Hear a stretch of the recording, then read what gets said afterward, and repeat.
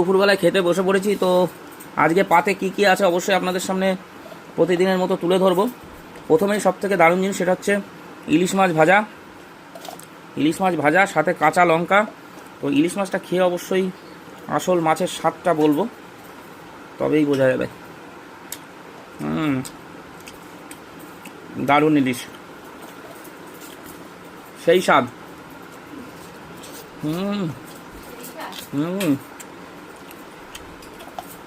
না স্বাদ আছে গো মাছে।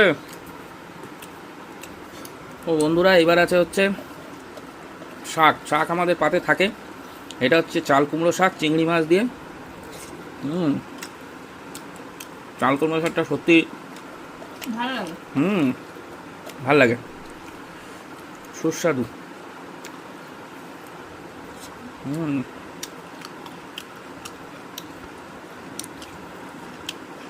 বন্ধুরা, এবার হচ্ছে শোল মাছ দিয়ে শোলা কচুর তরকারি।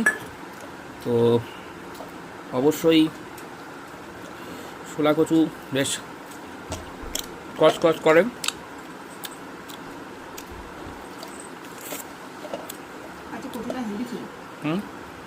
শোল মাছটা দেখি কেমন, কচুটা তো হেভি ছিল বললে।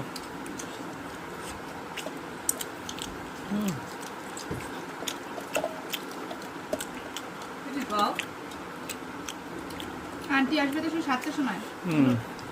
আর এই আন্টি তো বন্ধুরা, এখন হচ্ছে সব থেকে ভালো জিনিস, সেটা হচ্ছে এই দেখুন সেই ইলিশ মাছ, বাঙালির প্রিয় ইলিশ। এই দেখুন পিসটা,